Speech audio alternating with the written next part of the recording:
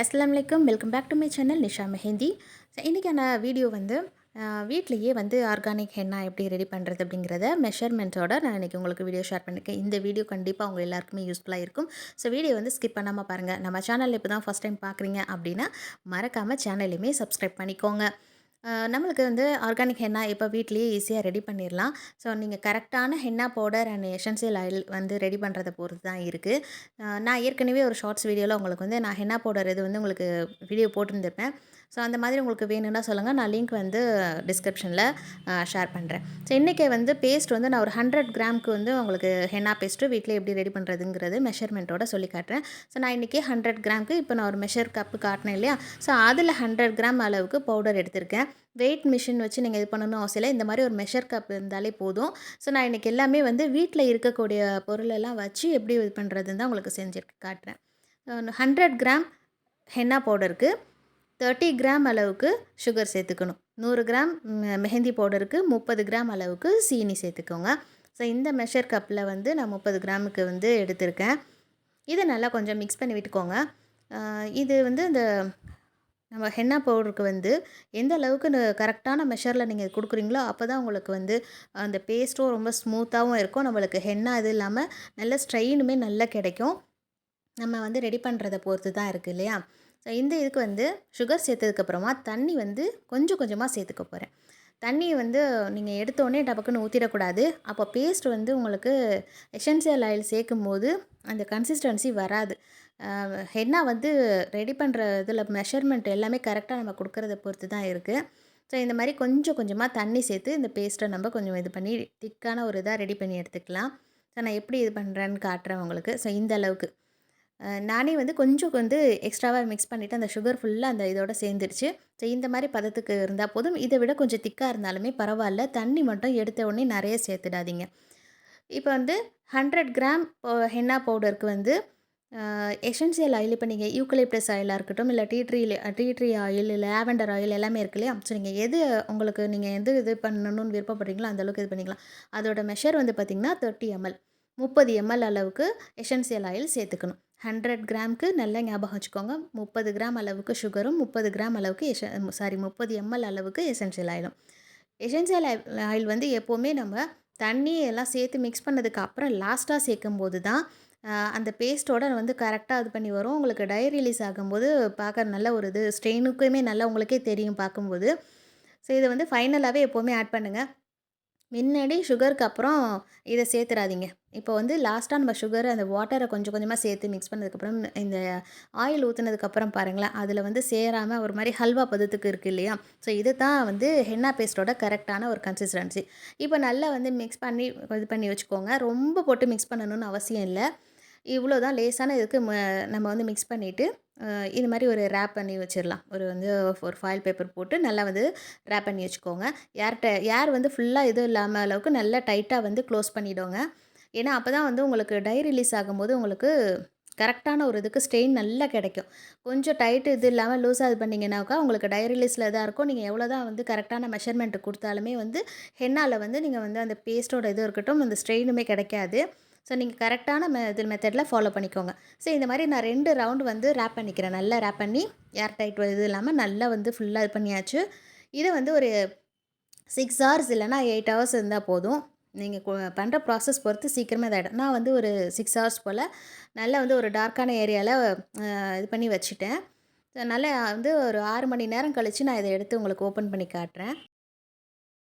நிறைய வீடியோஸில் பார்த்துருப்பீங்க. டை ரிலீஸ் ஆகும்போது மேலே நல்லா ஒரு ப்ரௌன் கலர்லேயும் உள்ளே வந்து அது க்ரீனிஷாக இருக்கிற மாதிரின்னு.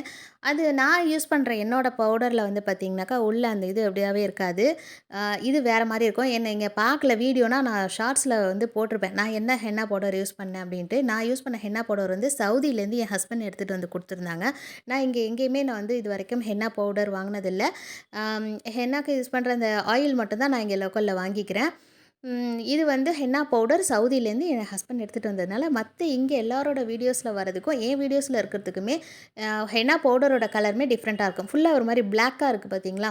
ஸோ ஆனால் வந்து நீங்கள் எந்த ஹென்னா பவுடர் யூஸ் பண்ணாலுமே சரி கரெக்டான மெஷர் அண்ட் மெத்தடில் கரெக்டாக இது பண்ணிங்கன்னா உங்களுக்குமே சூப்பராக வந்து ஹென்னா வந்து பேஸ்ட் வந்து அந்த டை ரிலீஸ் ஆகி செம்ம இதாக வந்துடும். இப்போ பாருங்களேன், ஒரு 6 ஹவர்ஸ்க்கு அப்புறம் எடுத்து இத இது பண்ணி காட்டுறேன் இல்லையா? சூப்பரா வந்து ரெடி ஆயிடுச்சு. Henna paste. அந்த கலரே முன்னாடிக்கு இப்போ எவ்வளோ டிஃப்ரெண்ட் தெரியுது பாருங்க. இத இப்ப நல்லா மிக்ஸ் பண்ணி விட்டுக்கலாம்.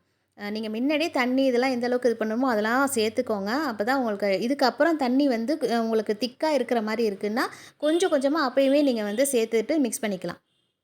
இந்த மாதிரி ஒரு ஸ்பூன் இல்லன்னா வந்து இது விஸ்க் இருக்கும் இல்லையா? நார்மலா நம்ம எக் பீட் பண்ணுவோம் இல்லையா? விஸ்க் வச்சு கூட நீங்க இது மாரி பண்ணிக்கலாம். இல்லன்னா ஸ்பேச்சுலா வச்சு இது பண்ணிக்கோங்க. பீட்டர் இல்லேன்டா சொல்றேன். பீட்டர் யூஸ் பண்ணி நெறைய பேர் இது பண்ணுவாங்க. நம்ம ரெடி பண்ற இதுக்கு வந்து பீட்டர் கூட தேவையில்ல. விஸ்க் இருந்தாலே போதும். விஸ்க் இருந்தா நம்ம எக்லாம் பீட் பண்ணுவோம் தெரியுமா? கிச்சன்ல வச்சிருப்போம் இல்லையா? சின்னதா ஒரு விஸ்க் அது இருந்தாலே போதும். நல்லா வந்து ஸ்மூத்தா இது பண்ணி நம்ம மிக்ஸ் பண்ணி விட்டுக்கலாம். இது வந்து நம்ம பவுடர் போட்ட மெஷரோட நம்ம நல்லா இது பண்ணி மிக்ஸ் பண்ணும்போது கொஞ்சம் எக்ஸ்ட்ராவே நம்மளுக்கு கிராமோட அளவு இருக்கும். ஸோ இது பாருங்கள் நல்லா மிக்ஸ் பண்ணி எடுத்துட்டேன். இந்த மாதிரி ஸ்பூன்லேருந்து இப்படி எடுத்து அந்த மாதிரி வருது இல்லையா? ஸோ இந்த அளவுக்கு இருக்கணும். இப்போ வந்து பேஸ்ட்டு சூப்பராக ரெடி ஆகிடுச்சு. ஸோ இதை வந்து நம்ம பைப்பிங் பேக்கில் இது பண்ணி கோன் வந்து ஃபில் பண்ணிட போகிறோம். ஸோ நான் அதுக்கு இந்த மாதிரி ஒரு கப் எடுத்திருக்கேன். இது மாதிரி ஒரு கப் இல்லைனா ஒரு டம்ளர் இந்த மாதிரி கிளாஸ் மாதிரி எடுத்துக்கோங்க. அதில் வந்து பைப்பிங் பேக் இருக்கு இல்லையா? நம்ம வந்து பேக்கிங்க்கு யூஸ் பண்ணுவோம்ல, கேக்குக்கு க்ரீம் இது பண்ணுறதுக்கு அந்த பைப்பிங் பேக் வந்து அது உள்ளே ஃபில் வச்சுட்டேன். ஸோ அது உள்ளே வந்து இந்த மாதிரி ஒரு ஸ்டாக்கின் எடுத்துக்கோங்க. இந்த மாதிரி ஸ்டாக்கினை வந்து அந்த பைப்பிங் பேக் உள்ளே நம்ம வந்து வச்சிட வேண்டியதான். இந்த மாதிரி ஸ்டாக்கின் வந்து உங்களுக்கு லோக்கலில் எங்கே கிடைக்குதானே தெரியல. நான் வந்து ஆன்லைனில் வாங்கியிருந்தேன். ஸோ உங்களுக்கு லிங்க் வேணும்னா சொல்லுங்கள். இந்த ஸ்டாக்கினோட லிங்க் வேணும்னாக்கா சொல்லுங்கள். கம்மி பட்ஜெட்டில் உங்களுக்கு மீஷோவில் கிடைக்கிது. ஸோ நான் அந்த லிங்க் வேண்டாலுமே உங்களுக்கு நான் கொடுக்குறேன். இப்போ பைப்பிங் பேக் அது மேலே ஸ்டாக்கின் இது நல்லா பார்த்துக்கோங்க. இதுக்கப்புறம் வந்து நம்ம ரெடி பண்ணி வச்சுருக்கோம்ல, மிக்ஸ் பண்ணி வச்சுருக்க பேஸ்ட்டை இதில் வந்து நம்ம வச்சு ஃபில்டர் பண்ணிட்டோம். இதுதான் உண்மையிலேயே ரொம்ப பெரிய டாஸ்க்கு. அந்த பைப்பிங் பேக் உள்ள அந்த ஸ்டாக்கின்ல இருக்க பேஸ்ட்டை வந்து ஃபுல்லாக பிடிச்சி இழுத்து இது பண்ணுறது தான் அது கரெக்டான ஒரு இதாக இருக்கும்னு நினைக்கிறேன். எவ்வளோ வந்து எக்ஸ்பீரியன்ஸானவங்க செஞ்சாலுமே அந்த இடத்துல வந்து கொஞ்சம் டஃப் நம்ம நல்லா கொடுத்து இது பண்ணி தான் புஷ் பண்ணி எடுத்து இழுக்கிற மாதிரி வரும். ஸோ அது வந்து எவ்வளோ கண்டினியூவாக இது பண்ணிட்டு இருக்கவங்களுக்குமே கூட அந்த இடத்துல கஷ்டமாக தான் இருக்கும். ஸோ நான் இன்றைக்கி வந்து 100 கிராம் அளவுக்கு தான் உங்களுக்கு பண்ணியிருக்கேன் இல்லையா? ஸோ சிம்பிளாக தான் இதாக இருக்கும். ஸோ இந்த மாதிரி முதல்ல ஸ்டாக்கின் வெளியில் எடுத்துக்கோங்க. அதை எடுத்ததுக்கப்புறமா பைப்பிங் பேக்கை இந்த மாதிரி எடுத்துக்கோங்க. பைப்பிங் பேக்கை வந்து ஸ்டாக்கின் இது பண்ணி விட்றாதீங்க. அது உள்ள சமயத்தில் வந்து கொஞ்சம் குவான்டிட்டி அதிகமாக இருக்கும்போது உள்ளே வந்து டபக்குன்னு இறங்கிடும். இப்போ வந்து இதை நல்லா இது பண்ணிவிட்டு நல்லா ஃபுல்லாக வந்து ஒரு சுற்றி இப்படி இது பண்ணிக்கோங்க. அந்த பைப்பிங் பேக்கை வந்து லூஸ் விட்டுடாமல் நல்லா அந்த பேக் மட்டும் டைட் கொடுத்துட்டு நம்ம ஸ்டாக்கினை லூஸ் வச்சு இந்த மாதிரி இழுக்கணும். ஸோ இது இழுக்கிறது தான் உண்மையிலேயே ரொம்ப பெரிய டாஸ்க்கு. இது வந்து ஒரு பெரிய டாஸ்க்குன்னு தான் சொல்லணும். இதை வந்து வெற்றிகரமாக செஞ்சு இழுக்கிறது ரொம்ப பெரிய ஒரு இது. ஸோ இந்த மாதிரி இழுத்துக்கணும். உங்களுக்கு ஸ்டாக்கின் வந்து என்னோட நான் யூஸ் பண்ணுற ஸ்டாக்கின் வந்து பார்த்திங்கன்னா நிறைய இதுக்கு நான் யூஸ் பண்ணிட்டேன். இன்னும் அந்த இது அப்படியே நல்லா வந்து எனக்கு குவாலிட்டியாக நல்லாயிருக்கு. உங்களுக்கு வேணும்னா சொல்லுங்கள். நான் கண்டிப்பாக டிஸ்கிரிப்ஷனில் கொடுக்குறேன், லிங்க் கொடுக்குறேன். ஸோ இதை வந்து நல்லா டைட் கொடுத்து ஃபுல்லாக இழுத்துடுங்க. இது எதுக்கு ஸ்டாக்கின் பண்ணி எடுக்கிறதுனா, நம்ம வந்து ஃபில்ட்ரு பண்ண ஹென்னா பவுடராக இருந்தாலுமே கொஞ்சம் கொஞ்சம் டஸ்ட்டு இருக்கும். ஸோ அதெல்லாம் இந்த ஸ்டாக்கினில் வந்துடும். இப்போ பார்த்தீங்கன்னா உள்ளே எவ்வளோ வந்து டஸ்ட் இருக்குது பாருங்கள் அந்த ஹென்னா பவுடரில். ஸ்டாக்கின் வச்சு எடுத்தோடனே அதில் தனியாக இருக்குது தெரியுதா? ஸோ இந்த மாதிரி வெளியிடும். அப்போ நம்ம வந்து கோன் வந்து நம்ம டிசைன் போடும்போது எந்த ஒரு ஸ்ட்ரக்கும் இல்லாமல் ஸ்மூத்தாக நம்மளுக்கு டிசைன் போடுறதுக்கு ஈஸியாக இருக்கும். கண்டிப்பாக நீங்கள் வீட்டில் இருந்து ஆர்கானிக் ஹென்னா பேஸ்ட் வந்து ரெடி பண்ணுறீங்க அப்படின்னா, கண்டிப்பாக இந்த ப்ராசஸ் தான் ரொம்ப முக்கியம். ஸ்டாக்கின் வச்சு நம்ம ஃபில்ட்ரு பண்ணுறது தான் ரொம்ப ஒரு இதாக இருக்கும். நம்மளுக்கும் டிஸ்டர்ப்ட் இல்லாமல் டிசைன் போடலாம். நம்ம பிரைட்ஸ்க்கு வந்து நிறைய வந்து டிசைன்ஸ் இது பண்ணும்போது எந்த ஒரு டிஸ்டர்பும் நம்மளுக்கும் இருக்காது, அவங்களுக்கும் இருக்காது. ஸ்மூத்தாக வந்து நம்மளுக்கு கோன் போடுறதுக்கு ஈஸியாக இருக்கும். ஸோ நான் இப்போ வந்து கோன் ரெடி பண்ணிக்கிறேன். கோன் வந்து நல்லா ரோல் பண்ணி இந்த மாதிரி ஸ்டிக் பண்ணிக்கலாம். ஸோ இப்போ நான் ரெடி பண்ணின ஹென்னா பேஸ்ட் வந்து எத்தனை கோனுக்கு வருதுன்னு பார்க்கலாம். ஸோ நான் இப்போ வந்து ஒரு 4 மட்டும் முன்னாடி ரெடி பண்ணி வச்சுருக்கேன். இதில் வந்து நம்ம எடுத்து வச்சுருக்க பேஸ்ட்டை வந்து ஃபில் பண்ணிடலாம். பேஸ்ட்டை வந்து நீங்கள் கோனில் இது பண்ணுறதுக்கு வந்து அதுவுமே இருக்குது. நல்லா டைரெக்டாக அப்படியே வச்சு ஃபுல்லாக இது பண்ணணும். அழுத்தி அது உள்ளே நம்ம இது பண்ணுறோன்னு வைங்களேன், அது வந்து உள்ளே வந்து ஏர் பபுள்ஸ் வந்து ஃபார்ம் ஆகும். ஸோ அப்போ இந்த மாதிரி ஒரு ஃபிங்கர் வச்சு இந்த மாதிரி மேலே நம்ம இதையுமே புஷ் பண்ணிவிட்டு அங்கேயுமே புஷ் பண்ணி நம்ம வந்து பேஸ்ட்டை உள்ளே இது பண்ணும்போது நம்மளுக்கு ஏர் வந்து பபுள்ஸ்லாம் அது இல்லாமல் அப்போ வந்து அந்த ஒரு மாதிரி டப்புன்னு நம்ம வந்து டிசைன் போடும்போது அது ஒரு மாதிரி இருக்கும் இல்லையா? ஸோ அது இல்லாமல் இருக்கும். இப்போ எல்லா கோன்லேயுமே வந்து கீழே இந்த மாதிரி ஒரு டேப் வச்சு நான் இதை வந்து கவர் பண்ணிக்கிறேன். இது எதுக்குன்னா நம்ம கோன் வந்து நம்ம இது பண்ணும்போது ஃபுல்லாக கவர் பண்ணும்போது கீழே வந்து இது இல்லாமல் இருக்கும். இல்லை இது செல்லோ டேப் இல்லைன்னா வந்து நீடில் மாதிரி இருக்கும் இல்லையா? அதுவுமே இருக்குது. ஸோ அதை வச்சு கூட நீங்கள் இது பண்ணிக்கலாம், கவர் பண்ணிக்கலாம். ஸோ இது எல்லாத்தையுமே கோன்லாம் நான் எல்லாத்தையுமே ஃபில் பண்ணிட்டேன். எனக்கு 5 கோனுக்கு வந்துருந்தது. நான் 4 தான் ரெடி பண்ணியிருந்தேன். ஸோ 4 இது பண்ணதுக்கப்புறமா ஒரு கோனுக்கு எக்ஸ்ட்ராவுக்குமே பேஸ்ட் இருந்துச்சு. இன்னொரு கோன் ரெடி பண்ணிட்டேன். ஸோ இதை வந்து இந்த மாதிரி நம்ம ஃபுல்லாக செல்லோ டேப் போட்டு ரெடி பண்ணிடலாம். கோன் சூப்பராக இப்போ ரெடி ஆகிடுச்சு. வீட்லயே கோன் ரெடி பண்ணி பண்ணுறதுக்கு இவ்வளோதாங்க வேலை. ரொம்பலாம் ஒண்ணும் பெரிய வேலை இல்ல. நீங்க சூஸ் பண்ற ஹென்னா பவுடரோட குவாலிட்டியுமே சரி, நீங்க யூஸ் பண்ண போற ஆயில் ஹென்னா ஆயில் அதாவது நீங்க யூக்கலிப்டஸ் ஆயிலா இருக்கட்டும், இல்ல tea tree oil, lavender oil எதா இருக்கட்டும். ஸோ நீங்க அதோட இதையுமே பார்த்துக்கோங்க. குவாலிட்டியானதா நல்ல ஸ்ட்ரெயின் வரும் அப்படிங்கிற ஒரு இதுவுமே பார்த்துக்கோங்க. நம்ம சூஸ் பண்ற பவுடர் அண்ட் ஆயில் மட்டும் கிடையாது. நம்ம மெஷருமே கரெக்ட்டா இருக்கணும். செய்யக்கூடிய இந்த ப்ராசஸுமே கரெக்ட்டா இருக்கணும். அப்பதான் ஸ்டெயினுமே சூப்பர்வா இருக்கும். நம்மளும் ரெடி பண்ணி சேல் பண்ணுறதுக்கு நம்மக்கிட்ட வாங்கும்போது அந்த கஸ்டமர்ஸ்க்குமே ரொம்ப ஒரு இதா இருக்கும், திருப்தியா இருக்கும் இல்லையா?